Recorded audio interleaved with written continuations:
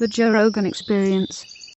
And we're back. What's up? How are you? We're back. Aloha. Good to see I'm you. good. Nice to be back here. When you first came here, you were thinking about running for president. Now you're out there. We're all in. It's happening. Yes. Are you nervous? No. Is it weird? No. No? Not at all. None of it? Do you feel like this is like destiny? No. So how does it not feel weird? I'm on a mission. Oh. I'm on a mission. There's a lot of issues I think we're going to talk about why I'm running for president.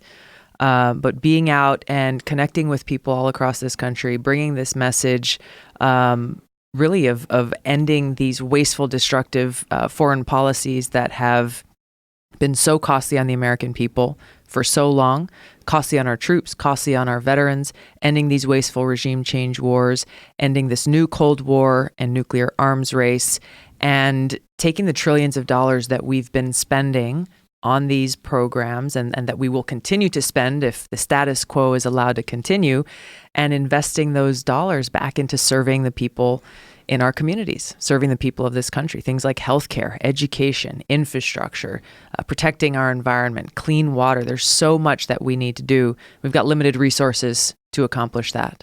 These are my favorite things that you talk about. My question is always, though, why do we spend so much time and money and at such a titanic human cost for these regime change wars? Yeah. What do you think is the cause? Like, other than the obvious, if you have a dictator that's in place, there's an obvious outcry like Saddam Hussein post 9/11. Other than that, what is the reason why we invest so much time and energy into regime change wars? So much so that we've just accepted that this is a part of our gross economy. Like, if you're going to take all the money that the United States earns and all the money that goes to taxes, we just automatically put a gigantic chunk of that into investing in these wars in other countries. Blindly. Why Blindly is that? almost, without any kind of It's a tradition. Real accountability.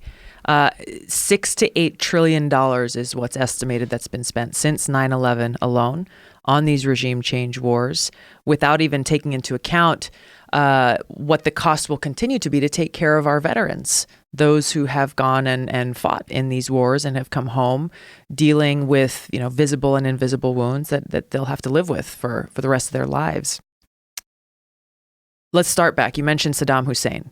I don't think it was necessarily an obvious outcry. Saddam Hussein and the toppling of his regime was done for oil, right? It was done for financial reasons. And the architects of that Iraq war sold it in the guise of, hey, Saddam Hussein is working with al-Qaeda, those terrorists who attacked us on 9/11, and he's going to give them his weapons of mass destruction, both of which turned out to be false intelligence and lies that were sold to the American people, sold to soldiers, people like me, who believed what they said. I enlisted after 9/11, like so many people in this country, to go after the terrorists who had attacked us on that day, killing thousands of Americans. And they sold this lie for financial gain, for oil. You look at some of the architects of that Iraq war, guys like John Bolton, who today is President Trump's National Security Council director, and you look at what's happening in Venezuela. Almost the very same playbook being used, where they're selling this regime change effort, threatening to use U.S. military force to go in and topple a regime under the guise of humanitarianism, when in fact, and Bolton has said this on national television, that, well, we really want to make sure that American oil companies are able to go in and access that oil-rich country in Venezuela. So do you think that's why there's so much turmoil in that country right now? That this is this battle over regime change because of the fact they want to control the oil? I think the U.S. coming in and trying to insert itself into what is happening in Venezuela is what is the problem. So they're doing that through very, very heavy sanctions. They're doing that through various means and threatening to use our military to go in and topple the regime there, rather than taking the approach that I would take as president, which is to recognize that the people of Venezuela, like people in other countries in the world, need to be the ones to determine their governance and their future. Just like we wouldn't want any other country to come in and threaten to use their military to topple our government or to tell us who should or shouldn't be the leaders in our country, we shouldn't be doing that in their country. There are serious issues that are causing a lot of suffering for the Venezuelan people. If we really want to be helpful, we should be a force to help move towards reconciliation and peace, rather than what this administration is doing, which is throwing fuel on the flames of a civil war that'll be devastating. When you say move towards reconciliation Yeah. and peace, how so? Well, you see there's differences, right? There's the people who are with the current government in Venezuela, and there is the opposition. Clearly, they have differences on what kind of future, what kind of governance, and who should lead that government going forward, rather than threatening to use the United States coming in and trying to act once again as the world's police, which, by the way, throughout history has not had good results, not for the people in those countries, what to speak of the cost that we, the American people, pay, rather than saying, hey, let's work towards peace, try to push for diplomacy and find what are the conditions that would make some form of reconciliation going forward. Is there an argument, and I really don't know the answer to this, but is there an argument that these regime change wars, although terrible, we would be way worse off if those weren't in place? I think that's an argument that proponents for regime change wars try to make, but history shows and proves that the very opposite is true. Look at Iraq. You can look at Libya. You can look at Syria. You can look at Guatemala and Ecuador. You can look at other countries, Iran, where in the past we have either overtly or covertly through the CIA gone in and toppled leaders of countries or dictators or regimes. And the result has been more suffering for the people in those countries. Their lives have been made worse off, not only in the short term, but in the long term. And the cost, once again, to the American people has also taken a toll, as we see more and more of our hard-earned taxpayer dollars going to pay for these wars, these regime change efforts that are counter to our national security interests, counter to the interests of the American people, and counter to the interests of the people in those countries. So is this one of those things that's just a counterintuitive thing, where you would think that getting rid of someone like Gaddafi would be a good idea? He was a terrible, evil person. But they get rid of him, and now Libya is a failed state. It's horrible what is happening in Libya as a result of that. As I mean, you said, can watch slave auctions on YouTube. It's insane. Exactly. It's hard to imagine that an era of YouTube and slave auctions exists in a place that, at least some part of the blame has to be on us supporting the rebels that went in and took out Gaddafi. Like, it's not good to have... See, it's one of those counterintuitive things, right? Where it's not good to have an evil person in control of a country. Yeah. But it's also not good to kill him. They get rid of him, and then this power vacuum, right? Yeah, it's that... It's hard to accept sometimes the reality that there are bad people in the world. There are leaders of countries who are doing bad things against their people. What the real question is we recognize this is the world that exists in reality, not the world that we wish existed.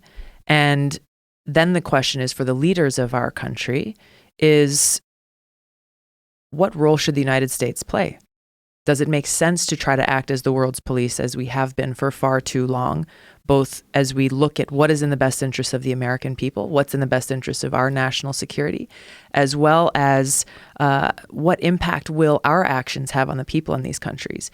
And with Libya, not only do we see strengthened terrorist groups, there are terrorist groups all over Libya now, failed state. The Libyan people are suffering now far more than they were before, but we see the ramifications of that in countries like North Korea, where, again, John Bolton and the Trump administration is talking about using the Libya model with North Korea as we work towards this objective of denuclearizing the Korean Peninsula.